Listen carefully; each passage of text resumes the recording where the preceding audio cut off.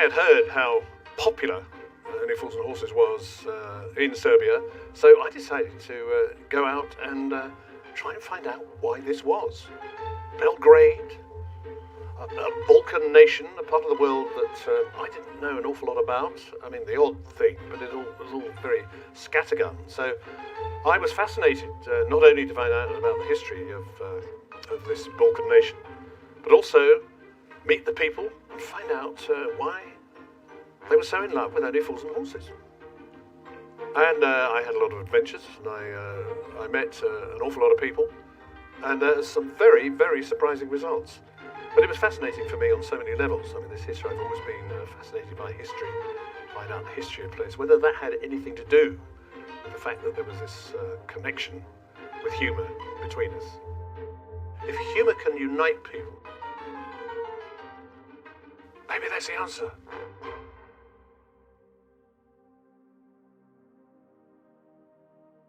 As an actor, I found myself being sort of known for comedy shows that I've done, which was always a big surprise to my mother, who obviously didn't think I was very funny. She always said, I always thought you'd make your name in drama, not in comedy. Okay, Mum, sorry. Anyway, I started thinking about this, about comedy, why? And it's always, looking back, it's always been part of my life. You know, ever since I was a child, I was always trying to make people laugh. Sort of defensive mechanism, you could say, I suppose. But I always found comedy amusing. You know, and I watched the Marx Brothers. I'd watched a French comedian called Jacques Tati, you know, and I was riveted by all those things. The Goon Show, Spike Milligan and his Merry Men. And I just found that was the way I tended to go, even though I was playing a dramatic part like Jack the Ripper or Dracula or something like that. I'd invested with a bit of humour, I think, and I play a lot of pantomime villains these days. I have done for the last 20 years, but they're always villains with a sense of humour, you know, because I think it's such a great way to reach people, and as is borne out by the fact that I can go to Belgrade, I can talk to people there and connect with them just through that show, through that humour. Well, while I was in Belgrade, the ambassador, the British ambassador, called me and said, would you like to come to this reception? She'd set up a reception, especially for me and my visit, and she'd invited a lot of British expats and people doing business out there. And I'd never been invited to an embassy before. I don't know why, probably not considered quite the right quality, but on this occasion, there I was in Belgrade at the British Embassy. Thank you so much. Thank you. This is really... it's a great honour for us to have you here. Well, I've been immensely flattered. I don't know what to say. So what do I do? Just sign it? Just sign The famous signature. Getting worse and worse. There. How's that? Fantastic. That's excellent. All right. Who are our guests? Well, today is a historic day for the British Embassy in Belgrade. It's always great to have VIP visitors, and it's very special to have VIP visitors that are as much fun as this one. How are you? How are you? Who are you? Huge fans of yours. Huge fans. I'm so sorry. You're receiving treatment, I hope. Yeah, Good. a little. A little bit, but Not too much. They're from the local sitcom, which to a degree was also influenced by to a high great degree or great degree or whatever it is. Oh, right, so we're screen writers and comedians. We like to say you're comedians. Yeah, right. So we'll have a nice time tonight. Yes, very good, yes. Well, thank you for watching the show. Really.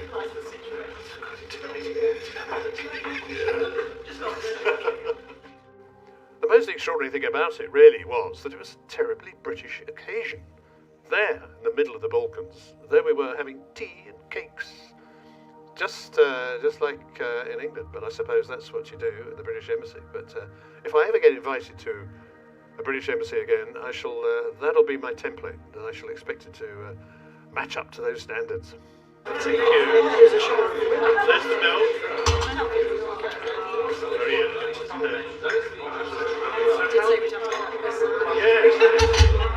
Only 4 months.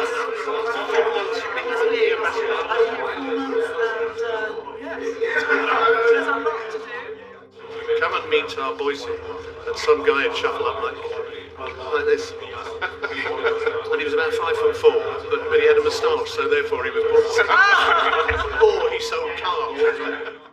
It was really nice to actually just give those people a little sort of insight, hopefully, into my life and how the series had gone. The reach of Only Fools and Horses, how it has gone international, particularly to this part of the world. And as Del Boy would say, we're big in the Balkans. Take out of that what you will. No, I made that up. He didn't say that at all. Just say, well, it seemed to get through to people, including our ambassador, who put on the theme tune from Only Fools and Horses and did a little sofa dance for me. You want the dance? Sofa dancing. Okay, sofa dancing. Yeah. But thank you. I hope you enjoy the rest of your time here in Belgrade. Well, thank you very much for asking us here. We are really very honoured ourselves, so we're all honoured. Thank you very much. Thank you. And thanks to all of you for coming and being our guests. Thank you. Fantastic. Thank you.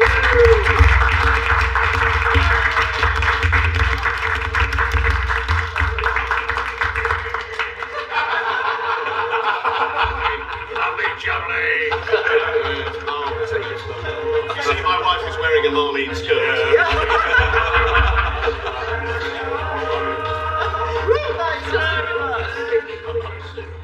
I have a feeling that everybody, I don't know, at least in Serbia, I don't know about Great Britain, but they know a Boycie in their life.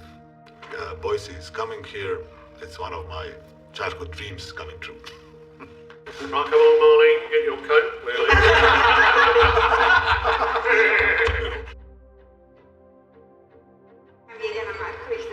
Faculty, and I wish you a very, very warm welcome to our faculty. While I was there, I was asked to go to a Belgrade university and talk to a lot of English students.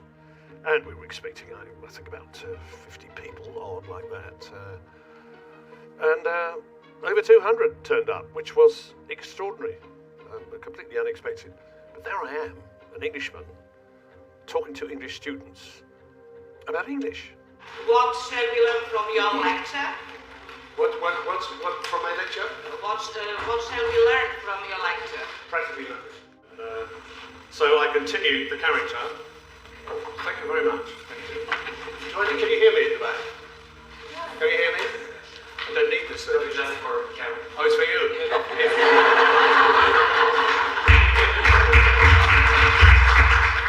It is about people's lives, as you say. It's about difficult subjects. I mean, John Sullivan, the writer, writes about difficult things that happen in everybody's life, really. And he approaches them, but he just makes you smile at the end of it. It makes you think, oh, maybe it's not too bad. I suddenly thought to myself, perhaps it'd be fun to teach them a bit of English that not a lot of English understand, not a lot of English people understand. And this is the Cockney rhyming slang.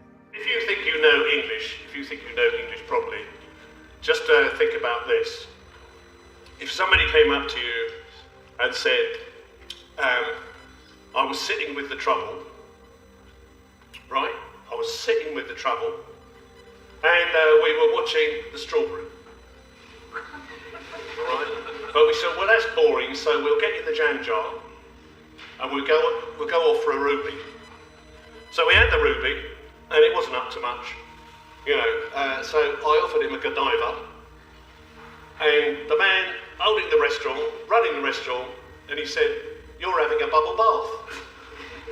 I was going to charge you a pony. You wouldn't understand a word I was saying, would you, even though you knew English? So, the age range was very impressive, I thought. They, from about 16 years old up to slightly older, possibly as old as me. Who knows? Yes. What's your name? Vesna. V-E-S-N-A. V-E-S.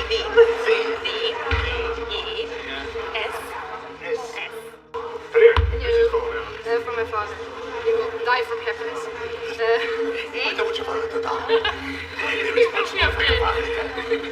What's his name?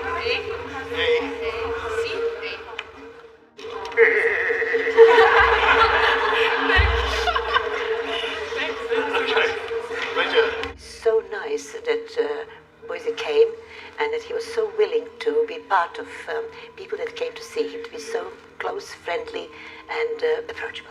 There's a tremendous similarity in the subject that it depicts, the way of life. It's all so close, and yet it's presented in a novel way through fun, through mishap, and how it in the end can turn right. It fits with Serbian spirit. We fight, we work hard, but we also have great fun and enjoy life. Well, I'm a great football fan here in England. For my sins, I suffer supporting the Arsenal. I have done ever since I was 5 years old. No idea why. I've never lived in North London in my life. Anyway, the Arsenal are my team.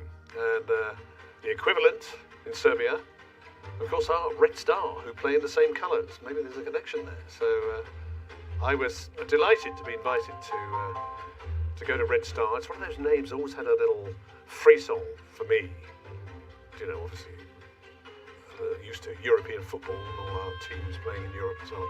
But Red Star Belgrade just had a ring to it, you know. It was somewhere I'd always wanted to go. Yugoslavian Championship, the current Serbian Championship. Oh, that's the trophy, yeah? Yes, it's old, 73 years. I was going to say that's not a new one, is it? That's wonderful. Yeah. I played some team before. Some team before me. Yeah. That's fantastic. Yeah, Maradona played. Did he play here? Yeah. Maradona, yeah. Pele, Garincha, Beckenbauer, Bertie Fox, Bobby Yeah. Charlton, Bobby Charlton, yes. Now Maradona. Douglas Egan. Maradona, his name is not good in England. I know, God hand. Yo, the hand of... Yes, I know. Shame, because he's a wonderful player. Yes. You just thought, oh, It's unsport move. Yes. that's not good. It's not popular. No, that's right. To remember the great games in the Europe friendly hotel. Oh, but yes, mostly yeah. for the Europe like this. I skip this one because you dislike Manchester. No, I mean, no, it's just a big rivalry. It's always a big, Yeah. more of a rivalry Yeah. for Arsenal than there is with Tottenham. Tottenham are played. our neighbours, but I always liked Tottenham. I've always liked the way they play, but Manchester United, there's a phrase in England, anybody but Manchester United. Who is this? Is this a Serbian Boycie? It's look like, yes. Come along, Marlene. Come along. Come along, Marlene. Get your coat. We're leaving. So is he a player? Did he play? Yes, he played. He's a good sportsman. He was good. Yes. Oh, that's the main thing. And he has a good moustache. Yes. That's the main thing. Yeah. What's his name? Milan. Milan. Yes. Oh. And how long ago was that? Oh, it's around 50 years ago. Yeah, right. 50 years ago. Oh, 40. Oh yes, 47 to 72. This yeah. is other, but yes, it's during the 70s. Yeah. More than 70s in the beginning. I can see he's a confident man. He has lots of money. He knows what to do. You know, maybe he has good cars. Nice cars. He sells cars. Maybe? Yes. Yeah. You can recommend him good car. Oh, fantastic. Present. Yeah. A jersey. Can you just Oh, yeah, a shirt. No, really? show it? Yeah, because Oh, it's wow. special. Is this one here? Just for you, yeah. I can, Here, hold the bag. yeah. And Ah. So I have You to get play to- centre forward. yeah, I have to score all the goals. yeah. Oh, that's fantastic. Can you just show the name? Yeah? That's the name in Serbian, Boycie. Boycie. Yeah, Is that it? yeah. You like Wow. number 9? I do. Yes, I did play at one point. I played number 9 at school. Number? Number 9, yes. Centre really? forward. Centre forward, we called it. Yeah. Centre forward, and I was supposed to score all the goals. And you scored? Yes, I scored a lot of goals. Oh, okay. So, that's That's fantastic. Boycie on Thank you so Serbian. much. That's for you. So when do I start playing? 16th February. With, I'll be here. with Čukarički. I'll be here, right, Yeah, I'll see with you. Čukarički. Spell it? Čukarički. Tukariski? Yeah, that's it. Okay. Our, Right. So I'll start training when I get back to England. Yeah. Yes. Okay. but you must train hard. Yes, yes, Yeah. I think I must, yes. Well, when I found out that Serbia had a royal family and that they had a palace, I thought, that sounds like my sort of area. Very much Boycie's area, that sort of thing. I thought, well, I'd better go and have a look, check this out, and see what's happening. Hi.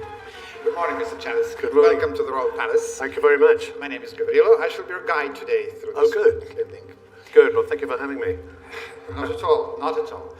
This is the home of the royal family of Serbia, built by King Alexander I, the grandfather to His Royal Highness Crown Prince Alexander, who today is the head of our royal family. Okay. The building was finished in 1929. That's when the royal family moved in here and lived here until the breakout of the Second World War in our country, which happened in the spring of 1941.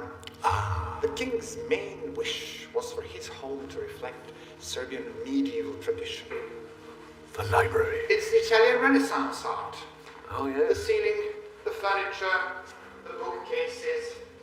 Right, so it's a whole team of architects, designers deciding. Absolutely. The chief architect was a Serbian one, Mr. Jovan Nikolic. However, he was assisted very much by some very prominent and very good Russian architects, but I will tell you more about the Russians when we go to the basement. So there's something good about Russians.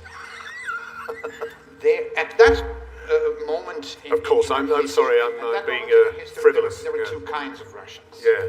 The so-called white Russians, who were very much supported by King Alexander I. He was a great patron of the so-called white Russians, and of course the communist Russians. Sure. Now this is the Blue Salon, with examples of yet another artistic influence. That would be the French Baroque art, of course. The furniture was modeled on Louis XV and Louis XVI styles. Over there, the King's office. So another first for me. I got invited to the King's room. I've never been to the King's room. I've been to the King's head. Well, there's nothing to do with it, is it? This is His Majesty King Alexander I. And is that his chair? Exactly. And his desk.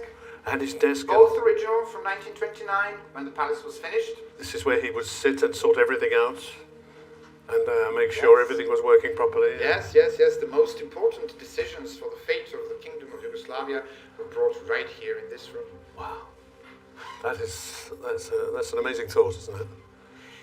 Is the monarchy here like the monarchy in England? Do you think is there a similarity between the roles of the monarchy?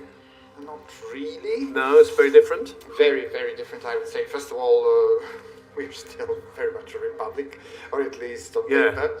And our current government has, shall we say, rather ambivalent relationship towards the royal family.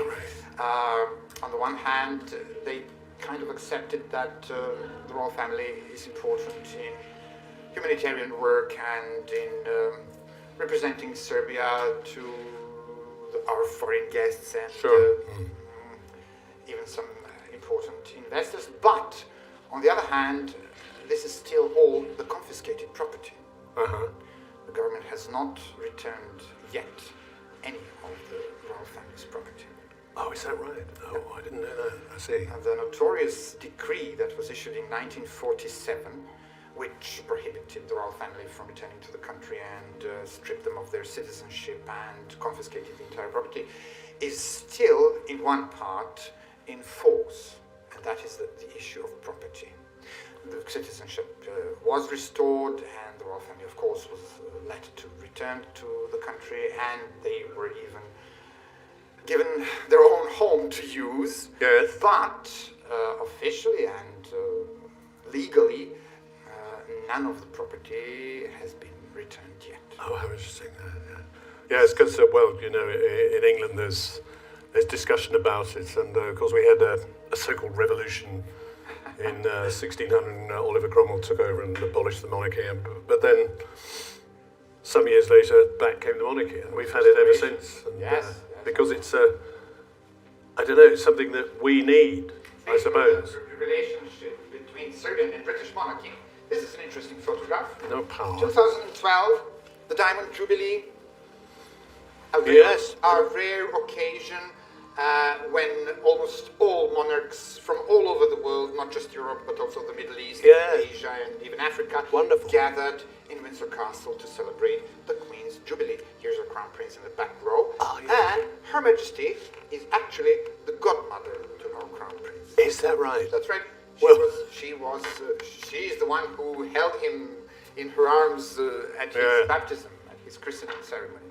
Now, the dining room is a very good example of the eclectic impression that the Royal Palace leaves. This is a blend of Italian Renaissance, French Baroque, neoclassical style. That's view wonderful. of the patio and the Royal Chapel, dedicated to St. Andrew the First Hall. Now, to the basement. To the basement.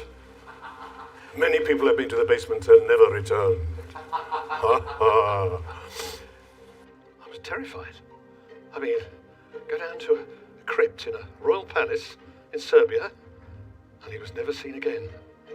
But luckily, I found myself next to a pool table. I thought, oh, it's just like the Nag's Head. Ho, ho. Was I right or was I right? You were certainly right. Of course. That's amazing. Now we come to the Russians. Yes. The man behind this was Mr. Nikolai Krasnov, a Russian architect who emigrated to Belgrade after the end of the Civil War in Russia, just like many other Russian intellectuals, and was commissioned by King Alexander I to help finish the Royal Palace. Mr. Krasnov and his team, of course, were extremely nostalgic after their lost fatherland, the Imperial Russia, so they decided to apply many elements copied from the Russian Imperial Palace in Kremlin, Moscow, but in a very unique and extremely skillful way, they combined those elements with the elements from some Oriental arts, like the Persian art, Turkish art, or even the art of the Crimean Tatars. The Room of Whispers. Now, the Room of Whispers comes from this marble fountain, which allegedly served a special purpose. The sound of the water flowing down the fountain would muffle the sound of any of the conversations that the king would have with the sofa, so that anybody who would pass by couldn't hear anything except faint whispers. Now, this room used to be the king's wine cellar. Today, of course, it's changed its purpose completely. However, at the time of King Alexander I, this is where some of the king's wines used to be kept. And the paintings are illustrations of one of the most beautiful Serbian medieval folk poems. There was a great tradition of oral poetry in medieval Serbia. And of course, throughout the poem, he has a champion, a young man, who is his actually nephew, who protects the emperor all the time, symbolizing the people's love for Emperor Dusan, who was very popular. That's fantastic. He was our most successful medieval ruler. Of course, the king's private cinema, which must have been one of the first private cinemas in this part of the world at that time. Sure. We're talking about the era when there were still silent movies being shown. Because of that, this niche was designed for the piano and the piano player who would accompany the projections of the silent films. No need for the piano or the piano player. Today, of course, the royal family uses a DVD projector, but comes down here quite often to watch films just like they used to do when King Alexander lived here. That is just the most fantastic cinema I've ever seen, I think. Very, very nice. Superb. Room. The so-called smoking salon. So this is Our where king used to be a chain smoker. He was a person who literally light one cigarette on another. Although he never allowed smoking anywhere inside the royal palace except in this room. Oh, right. And after the Second World War, the communists also discovered the purpose of the room and used it to the same purpose. And then, yet again, they were very much irritated by the symbols of a monarchy. So at one point, they ordered all the royal coats of arms, all the royal initials, all the crowns to be either removed or painted over. And here in the smoking salon, they ordered them to be painted over with 5-pointed communist red stars. There's the one over here, and the one over there. Oh, yes. Well, well, well. Now, the king deliberately chose the very peak of Dedinya Hill because of this unbelievable, spectacular view. So north of here is Hungary. That's right. In this direction. That way. That's right. And that way. What do we see over there? We see a lot of trees. We see nothing. Behind New Belgrade, Yeah, if yeah. you imagine a hypothetical line, you would go all the way to Croatia, all the way to Zagreb. The next country over there. What is That would be Romania, some Romania? 500 kilometers away in that direction. That's how our medieval monasteries looked like.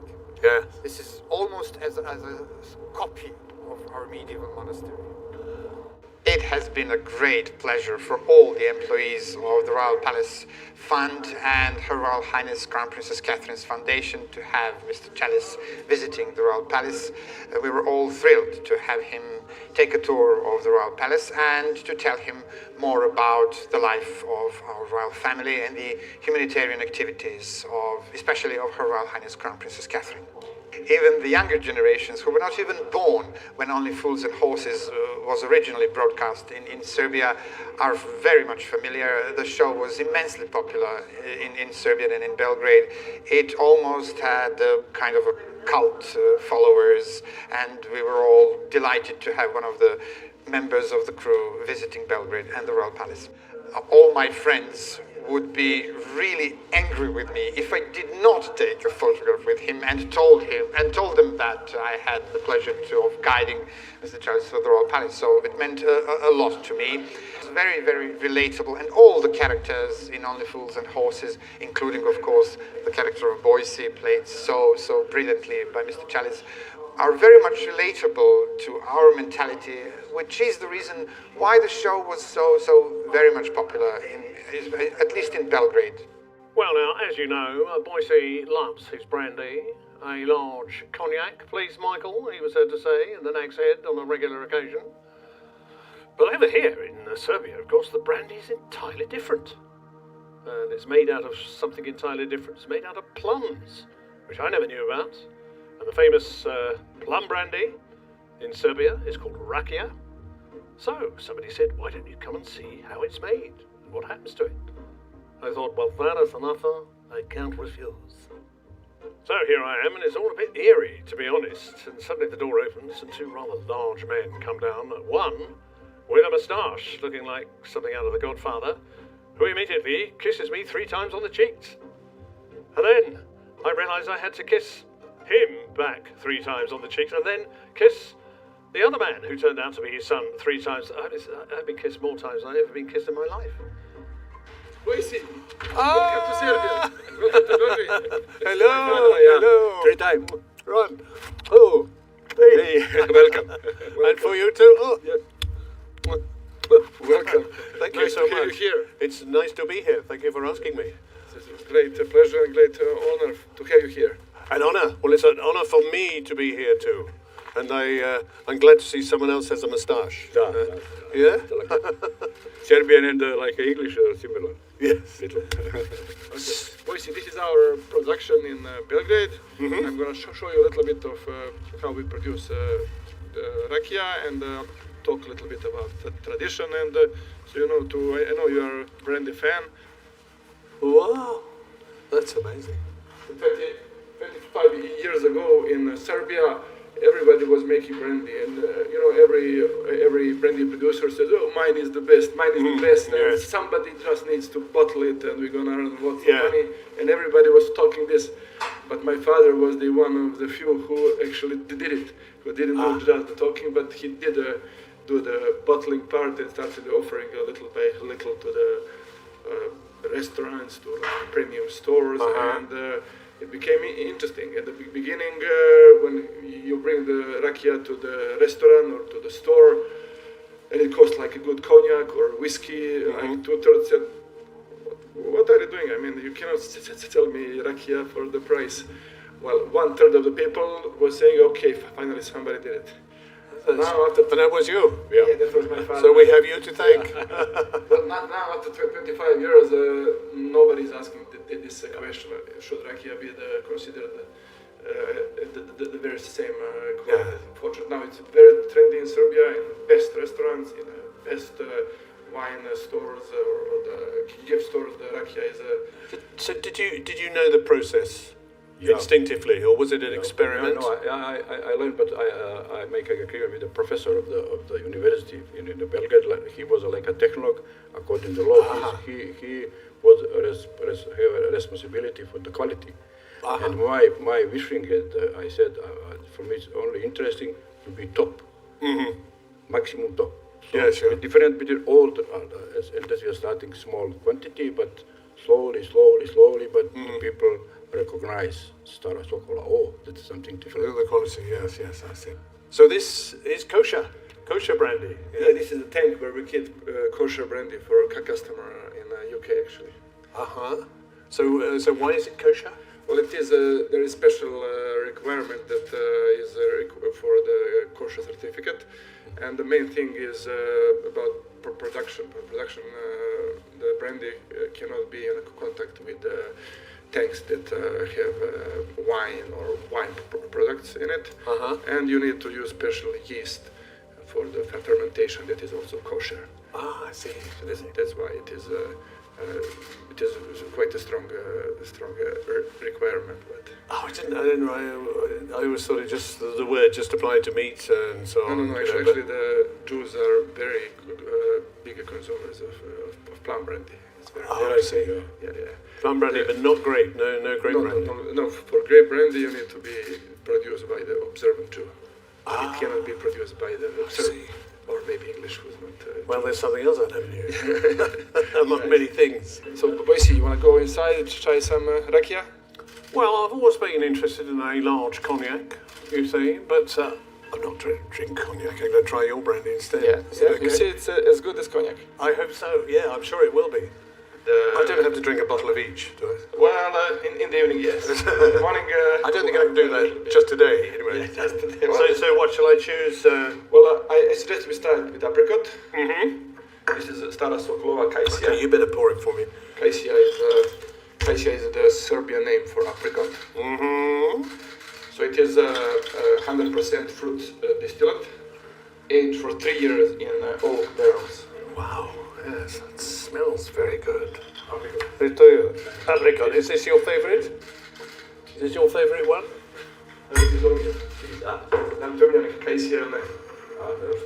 What do you do? What's the best way to do it? Well, you stir it a little bit and then you stick your nose inside. You stick your nose. Can you get your nose inside the glass? Yes, just. And then you sip.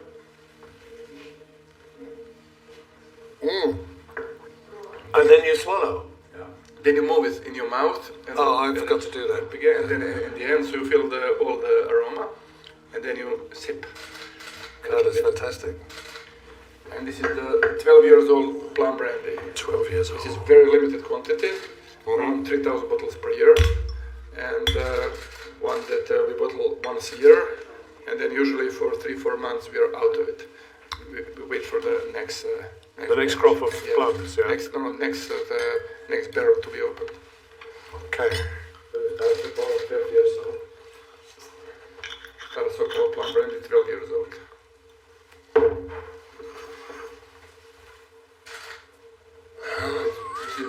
Very much like a Boycie cognac. You just sniff it. I mean, it's a very good smell, isn't it? This is an evening drink.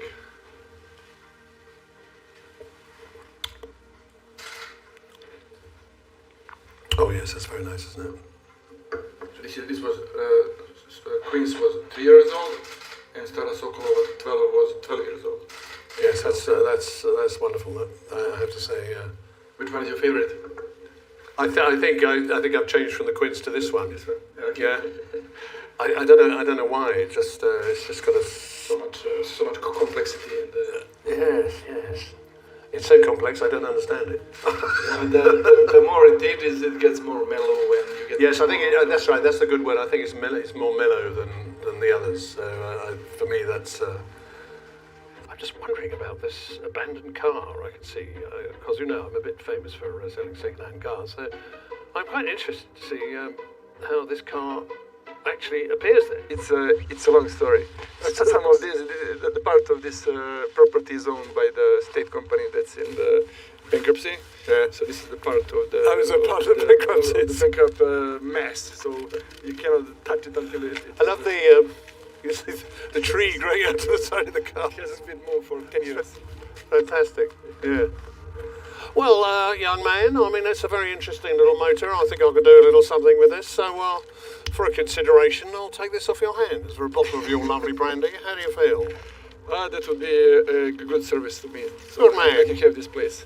Very good. Yeah. You know it makes sense. Yeah, absolutely. Well, of course, one of the perks of my trade is that you get to walk the streets with an attractive blonde woman talking about your life under an umbrella. I have to say, with this particular example, it took us about an hour to get the streets cleared so we could actually walk up and down because there was just people all over the place. Tell me, were you surprised when Serbian people recognized you here? I was, yes. When I first came, particularly in the streets, I'm used to it in England, but here I was very surprised. Yes, and a lot of people will have a look and then look away and shake their heads and look back again and then come up and apologise for not recognising me straight away. You know, and I think it's okay. It's not compulsory. So I was very surprised. Yes. Okay, when I told my friend yesterday, I do interview with you, he said me, oh my god, that's amazing. I think that he is the most interesting guy in the UK. So I should be Prime Minister. Maybe. Are you like that even the cameras off? Sorry, with the cameras off? Yes. Yes. Well, I suppose so. I'm one of those people who, all my life, I've tried to find the comedy in life. I've always found life quite funny. The things that happen to people and so on. So I tend to sort of try and make people's lives a bit happier because I believe in it. Because basically, I just think life works better like that, you know, with laughter and so on. And there's so much to laugh at in life. You know, if you could just see the funny side of it, I think you can get through it. The whole week was really flooded with interviews from all sorts of directions and all sorts of attitudes, including one gentleman who came up and said to me, "What are you doing here?" As if I'd crept up under the customs or something, got into the country illegally, which was a bit of a shock. But no, I'm sure he meant well anyway. But I spent a lot of time trying to understand why it has such a connection with people, this particular show. And in the end, I found myself explaining, or trying to explain it, as I have to do in England. So there's even more of a connection that still nobody can quite put a finger on it. I mean, it's a combination of so many things, but it was very gratifying to find that there was that depth of interest from all sorts of angles for me. Welcome, John. Thank you, Father. Welcome to Belgrade. Welcome to the Temple of the St. Sava. The Temple of St. Sava. I've always wanted to be here, but I'd like to know more about it. You want to come with me inside? I'd love to. Is that okay? Yes. Thank Please. you so much. Thank you. Inside and look, the biggest temple is part of the Europe Orthodox Temple of St. Sava. Is amazing. Yes, and yes. More scaffolding than I have ever seen in my life. Really? It's just amazing. Do you want to go up to see? Oh, God, no. Oh, it is Oh, high. sorry, It's God. high for you. It's too high for me, yes. Okay, I am okay. so... Okay. You know, people jump out of aeroplanes and all sorts of things, but not me, I'm afraid. So heights is not good for me, I'm sorry. Okay, John. No problem. Next time. When did all this start? When did is it rebuilding, or is it completely new? Yes, it is a very good question. Yes. We started to build this temple at 1935, before the Second World War. Mm-hmm. And when the Second World War started, we stopped with the building until 1985, when we start again building this 50 temple. years, 50 years ago? Yes, 50 years. We had a problem. We have a communist here in Yugoslavia. They didn't let us to start again with the building until 1985. Before the Second World War, we built about 9 to 12 meters of the walls of the temple. Mm-hmm. After the Second World War, I told you we didn't build until 1985. We started again, and we built until 1991, when we stopped again with the building, because the wars in former Yugoslavian republics. Uh-huh. And we start again at 2000 and we're still building. We hope that we will finish this or next year.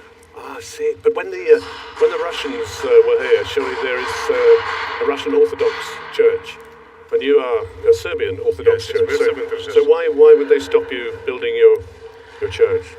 Because the communists They just didn't. don't believe in God. They don't believe in the power of God. They thought that the Serbian church was the enemy of the country at that time, and that's why they didn't let us to start again. But the God is powerful. The God is big, and they can't win the God. No, that's right. No, that's right.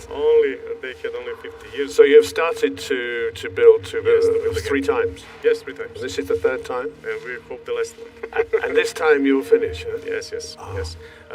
In this temple, we think that I told you we will finish this year or maybe next year. But we hope that we will be finished this year. Who will pay for all this? All this. That is all. I have a little money. I have €1, maybe €2. We don't in Orthodox Church. We don't look how much money give people for the building of the temple, because sometimes the €1 from someone who don't have the money is bigger than maybe €1,000,000 from someone who have a lot of money. Yes, you know? I see. Yeah. And that's why this temple is building all Serbian people, not only one person. All Serbian people is building this temple. Ah, I see. Right. Yes. And this is the temple to Saint Sava. Yeah? Yes, Saint Sava. Who was Saint Sava? Saint Sava was is the biggest saint in Serbian Orthodox Church. He lived at the end of second until the 1235 in the 3rd century. He was a royal prince, however, but he didn't want to be a king. He only wanted to be a monk. He life give to the church and for the Orthodox Church. Yes.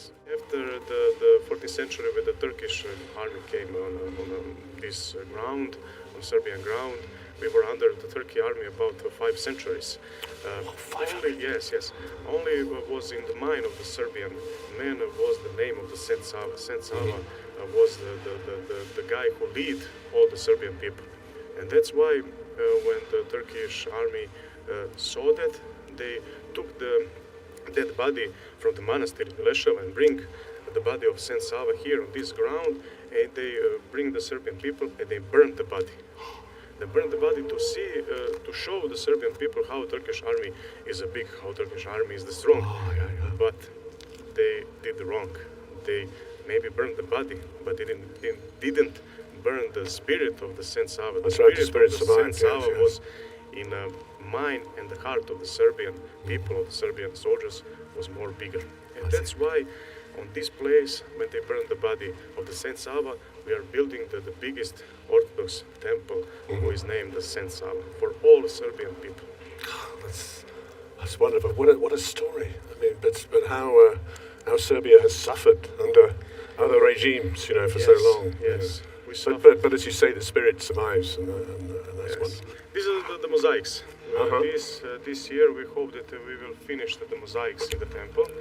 For 2 years we finished the dome with the mosaics. The mosaics are gift from the Russian people, Russian President Putin and Russian Orthodox Church to Serbian Orthodox Church and to Serbian people and the company of the Gazprom.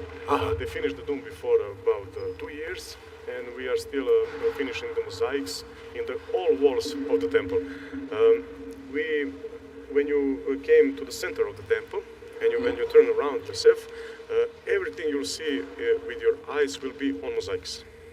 Everything, yes, everything. That's an extraordinary thought. Yes. And so it is put directly onto the stone, or onto boards covering the stone, or all mosaic is directly. 300 Russian artists in Moscow, they are making that mosaics, and they're bringing that mosaics here in Belgrade. About 90 people is now working in the temple, and they're putting that mosaics on the walls. Before a few days came 1,200 more quadrat meters more of mosaics for north and east galleries, and some ornamentics for the temple. And I tell you, we hope that with mosaics we will finish this year, until the end of this year. This time next year, we will finish. Yes. Yes. That's wonderful. Yes. That is remarkable. I mean, looking at that, just extraordinary. So, is this a record for scaffolding? I've never seen scaffolding at this height. Yes. We have about 65 meters until the tomb. The whole temple is about 80 to 90 meters. And in the temple can stay about 10,000 people. And that is the lift that would take... It is a lift for the workers now who are working upside of the tomb. Yes, when you get up to the tomb, you can go out and see, go around the tomb, and you have a lookout, and you can see the old Belgrade. Yes. I feel nervous already. I can feel it at the back of my legs. I can't do this. Yes. We will have two lifts for the tourists, and the tourists, when they came to see the temple, they can go up with the lift. I think it's a remarkable story of survival in spirit, as you say, that this is happening. It's wonderful. Yes, but this is not the all. We have understair church, called crypt. And it is. And you have a smaller church outside, yes, don't you? Yeah. Outside, yes, outside. But downstairs we have something better. Something special? Yes, you will see that. I will. You want to come with me? I would love to. Yes, thank you very much. Okay. As long as we don't have to go up there. No, we go down. St. Lazarus from Kosovo. Oh, this is magical. Magical. You have finished this? Yes, we finished this. We started to build this church in 2004, and we finished that before 3 years. The father of St. Sava, his brothers, and other Serbian biggest saints in the Serbian history of the Orthodox Church. St. Lazarus lead Serbian troops against the Turkish army, when the Turkish army came on Kosovo. Kosovo is the south part of the Serbia. When the Turkish army came on Kosovo, they wanted to take the Serbian land and still going upstairs in the Europe. And they was threatened for the whole Christianity people in the Europe. And St. Lazarus was the first wall against that Turkish army. We didn't, our army was much smaller than the Turkish army, but our hearts and our strength was much bigger than the Turkish army. Sure. We stopped them on the Kosovo. They catch St. Lazarus, and they cut his head. You can see this picture here. How is St. Lazarus giving his head, giving his life for the Serbian country. These are the Turks here about to execute him. Yes. The angel takes his head. That's why he is a saint in our Everybody over the century seems to want Serbian land. Yes. Everybody wants. I don't know why. Backwards, forwards, backwards. Yes. You know. Yeah. That's extraordinary. Yes.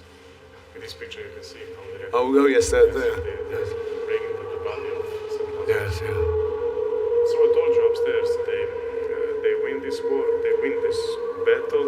They came in Serbia, and we were under Turkish army about 500 years, a lot. But in that 500 years, we didn't forget who we are and what we are able to do.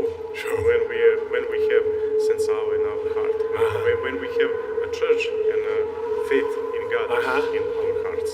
This is a gift for you, a part of mosaic. For me? Next time when you came in the temple will be finished, and you will say, wow, look at the mosaics, I have a part in my house.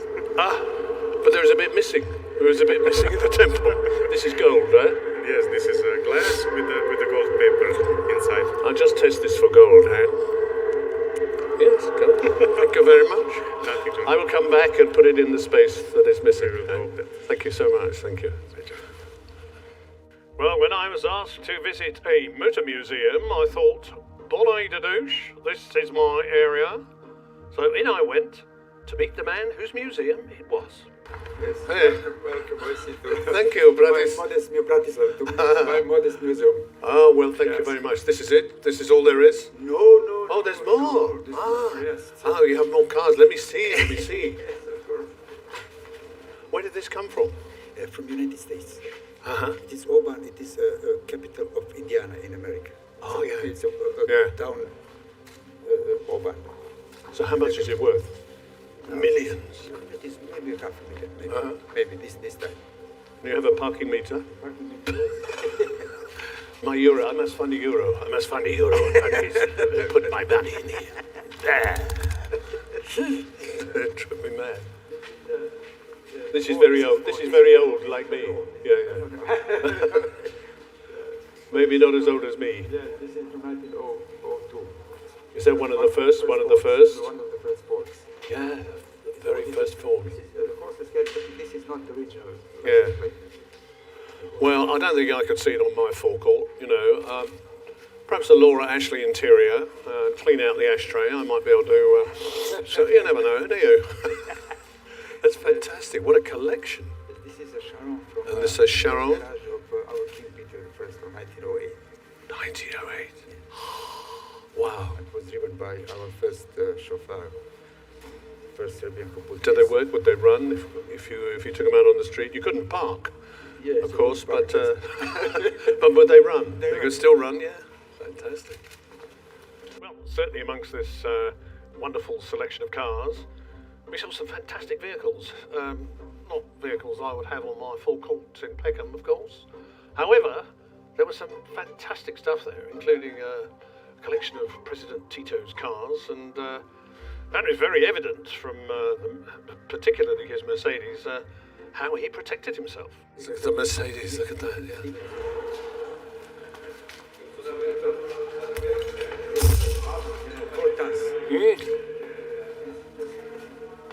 Look at the. Oh yeah. The glass was 3 centimeters. So this was protective glass. Yes. Yes. Who was in this car? Tito. This was Tito's car. Yes. So he was worried that somebody was going to do him harm, yeah? Yes. So he would draw the curtains. Yes, draw the curtains. And that. This division glass also. Yeah. So this is bulletproof, and Yes. everything would bounce off. Yes. So did he use this right till the end? Yes. Yeah. Wow. That is fantastic, isn't it? And his driver just had also glass. Yes, of course he would. Yeah. Gosh. That is. This is the small car. So Mercedes is from his wife, Jovanka Bros. Yeah. I bought it from the military scrapyard. Yes. Yeah. And repaired it. And, Repaired, yes. Yeah. So did she have thickened glass too? No. No. For So, wife. I protect myself, but my wife is okay. I don't believe it. After all I've done, all the places I've been, I cannot get away from this yellow Reliant Regal. How does this happen all the time? Ooh, no. In Serbia. It's a very popular, yes. Popular, yes. Does it travel around? Yes, Go to different places, yes, yeah. Yes. Yeah. But the only fools and horses is the number one in Serbia. Yes, it's very popular, isn't it? Very Yes. popular. I bet it's very surprising to me. Yes. Maybe New York, Paris, Peckham, and Belgrade. And Belgrade. Well, you should put Belgrade on there. That would be. Yes. That would be very good. Yeah. We put the Belgrade, yes. But it looks in a lot better condition than the ones we used in the show. Yes. It was. They made me drive it once, not in the show, but I drove around the car park where we were filming, and it was the most uncomfortable. Yeah. My knees were up here by my ears. Oh dear. And the thing that it does that, it's because of the one wheel. The one wheel, yes. Because Yeah. it is Edwardian law, but it is smaller taxes for 3-wheeler. Yeah. For 4-wheel, it's a high tax. Yes. It's not good for people who are trying to avoid being run over, because they forget there's a wheel in the middle. Yeah. No, that's so. Where did you find this? It came from England. Oh, yeah, you Yes, bought a it friend of from mine you. bought it for 200 pounds. £200. And I drove it from London to Belgrade. And now, an unexpected pleasure. A local artist has come up with a fantastic view of London, a real kaleidoscope of images. And guess what is at the top? A yellow, Reliant Regal. You see what I mean? Everywhere I go, even in a piece of art, there it is, haunting me to this day. Suddenly, the two actors that I'd met at the British Embassy, they turned up with a script. Would I be part of their very successful show? My way, monster. Action! Have you decided to buy some? Yes, sir. Thank you very, very much. Is it good? Well, they certainly don't make it like this anymore. It's not perfect. Thank you. It's a great pleasure for me. It's a great pleasure. I couldn't express my when I maybe tomorrow because my generation and my friends, it was some kind of festivity when we look and we discuss all the week until the new only fools and horses come on our television. It's a part of our life. British people and the British nation is the great nation that they can laugh on themselves. It is the character of a big nation, and also they have a master actors. Well, I was in Belgrade. I was very lucky to be staying at a hotel right in the centre of Belgrade. And there I learnt about the most successful businessman in Serbia, possibly the world, who knows, Philip Zapta. And it was his hotel. He's got a whole chain of hotels, and he just started off by selling pots and pans. Oh, this could be Boycie and his cars. I mean, could be the start of that, I suppose. Boycie's start of it all, but just starting off by pots and pans and finishing up the most successful businessman in the country. This is sort of Boycie country, isn't it? So I think Boycie's probably got aspirations to be as successful as him. Very lucky to have lunch with the manager of the hotels there, and he was telling me all about all his inventions. The story is maybe Boycie is very good example for us. Yeah, because everyone was thinking that the founder and the owner of the company was not normal when he thought that he's going to make millions and billions only by the pots. So we started with the producing of pots 35 years ago. Pots and pans. Pots and pans for cooking, and we started with that 35 years ago. Mr. Zapter was the first one who made the fastest first billion. He made the first billion in 3 years. The first? Turnover, yeah, the turnover. Wow. And when Philip went off to sell his pots and pans in Poland first, yeah. Right? The first place he went. And everybody said, you're crazy. No. He said, okay, I will make maybe 10 million turnover for the first year. They said, oh no, that's impossible. You're going to be happy with 1 million, and if you make this. He said, okay, I will try. And in 1 year, he made a turnover of $100 million. Wow. Eventually, I was shown up to this rather nice apartment right at the top of the building there, Belgrade. Wonderful views out there. Far too big for me, though. I mean, I could get the whole family in there. I think you could get about 27 people there staying a night. But an interesting thought. So this is our presidential suite. One of the biggest in this part of Europe. 350 square meters. So you can see this is the kitchen. Mm-hmm. It's fully equipped, so you can use everything, coffee. This is what I told you, it's water purifying system. Oh yes. You can try our water. Or we can say cheers. Here's to you. Yeah. Thank you. How do I become a president? So I can stay in your suite? You stay in the suite and that's all. So everyone will call you president. Ah, I gotta get addicted to that. Very nice, Walter, indeed. So this is the. We have also here living room. Mm-hmm. So where you can rest as a president. Yes. Or work as a president. Ah, so you can bring your friends and talk about presidential things. Yeah.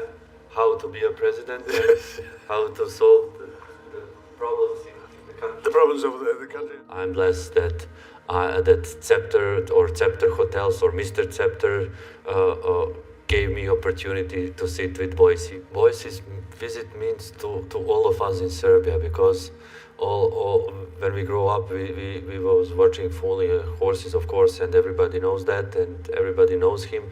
But I think the most important for us is that Boycie, one of the actors who is always doing some business. That's what we are doing in Serbia for last 30 years. We are just doing something, and it's gonna be something at the end. So that's why he's a perfect guy for our country. More or less, we didn't have internet in that period, but on TV they repeated always the series, the Fools and Horses, because they didn't have to do anything else except this or the news about bombing. So if you choose Fools and Horses and news about bombing, we all choose Fools and Horses. That's normal to escape and to have a laugh a little bit during that period. So all of us are thinking that next year we are going to be millionaires. That's the most important thing for us. So we are always thinking, and we are always acting like we are doing some business. So it's like they made the comedy in Serbia, not in England. So it's the same thing, like all the actors, are from Serbia, not from England. So for us, that's a motto. Well, I suppose if I was doing something really important, I might need an office, but... And you can maybe try some our models, which is our gift to you, to have these special glasses. No, for me? Yeah. No, really? You can try it. It passes to you. Shall I put them on? Yeah.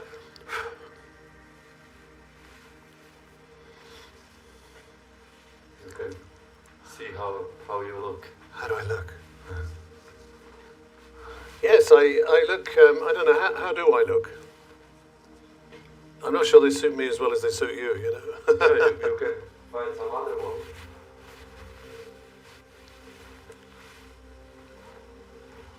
Oh, I don't know.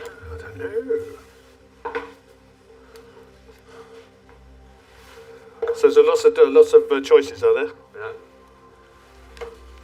I have this one. This one, also.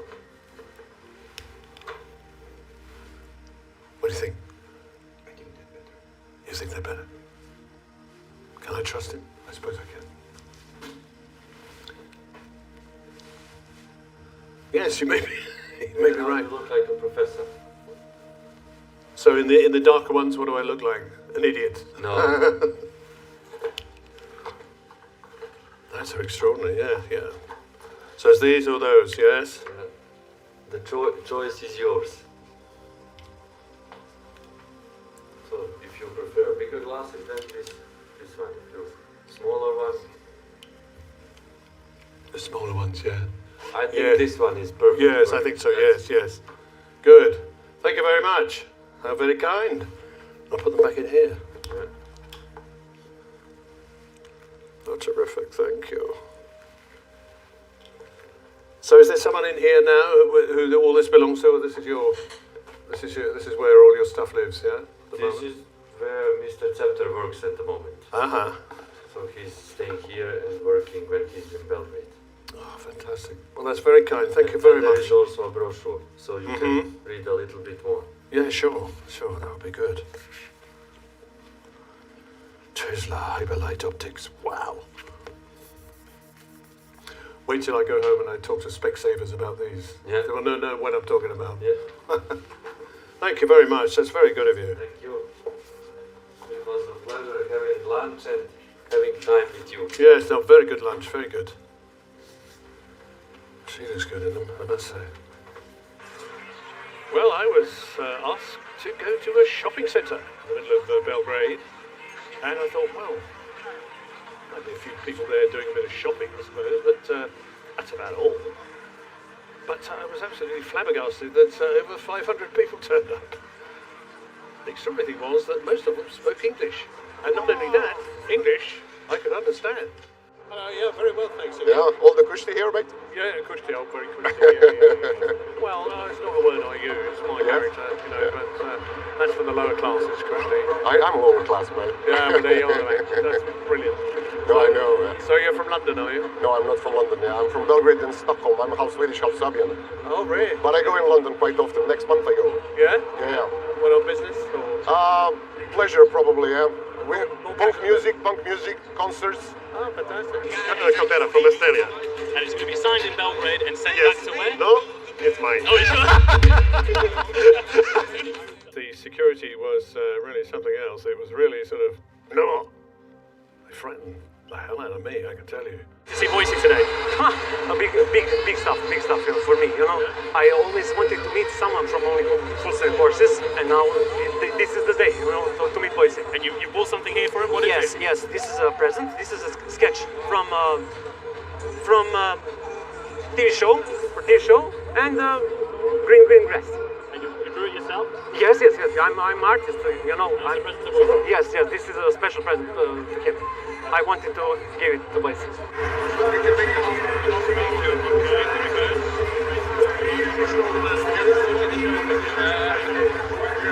Well, I'm really excited to meet Boycie because he's one of my favorite actors from Only Fools and Horses, and I watched every episode for a couple of times, so I'm very excited to be here. I waited this almost 40 years.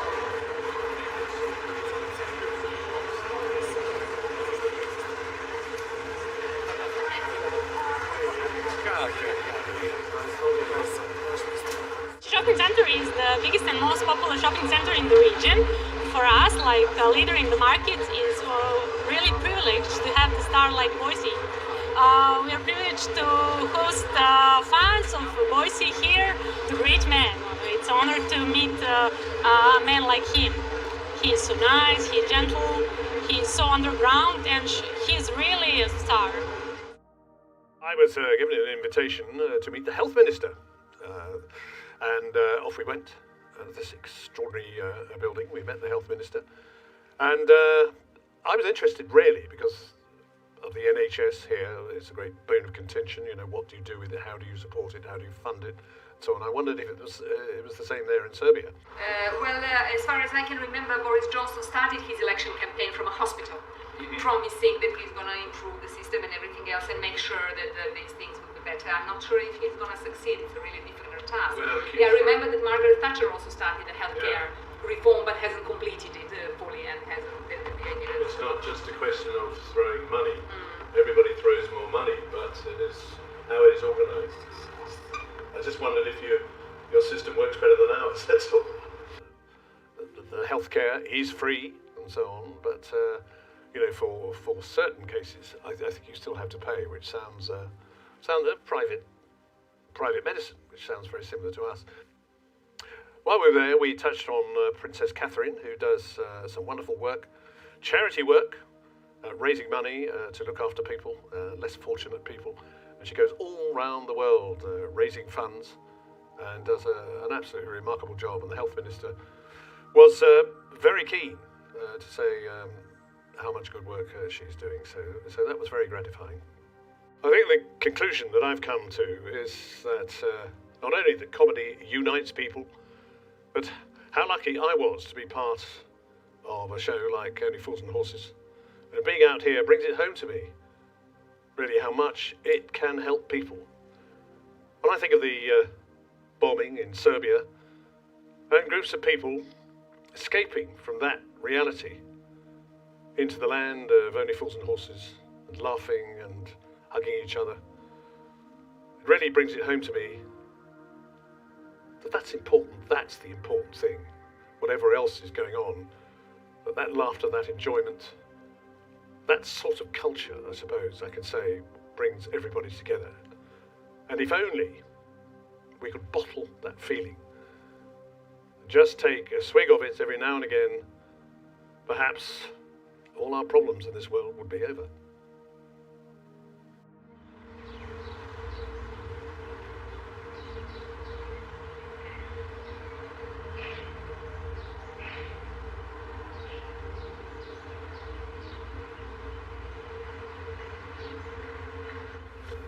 So here we are in the Peckham of Serbia.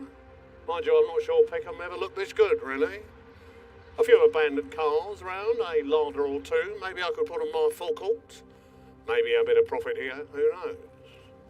So, what have we got round the corner here? Oh, hello. So, this is where you finished up post-Brexit, Del Boy. I often wondered what happened to you. I think you could have done better than this, though, couldn't you? Ever been to the Seychelles, have you?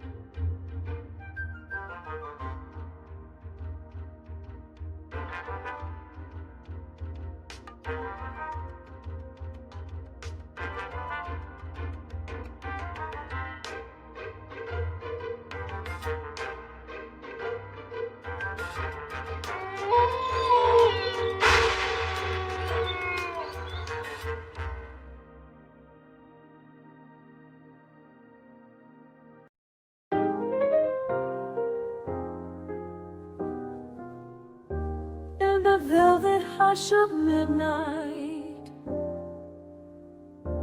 where the stars align, a moonlit reverie, where dreams entwine. Candlelight flickers in the jazz lounge's glow. Midnight reverie, where memories grow. Oh, midnight reverie, in the smoky air, piano keys dancing in the dim lit lair. In the rhythm of the night, where motions flow, lost in the magic of the night,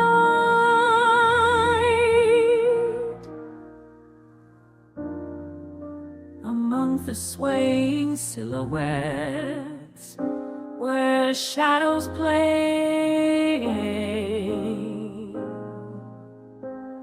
A saxophone sighs in the midnight ballet.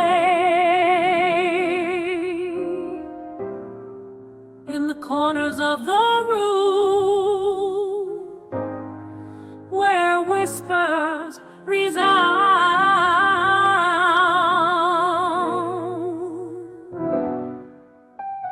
Midnight reverie, where love is found.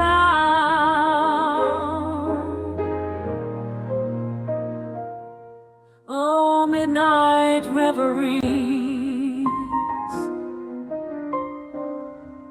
in the arms of the melody, where time suspends. Midnight reverie, where the soul amends, dance with the notes in the smoky trance, in the jazz-filled dreams, where love enchants. Oh, midnight reverie, the smoky air. Piano keys dancing in the dim.1500m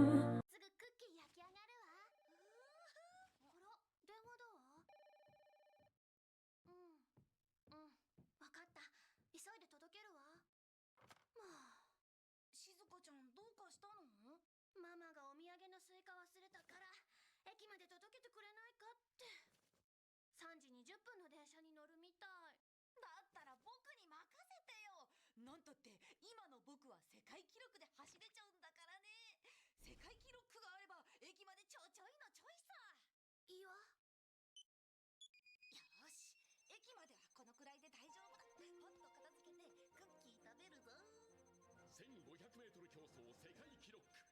世界レベルの選手となれば 100m あたり13秒台で走り続けるという過酷なレース。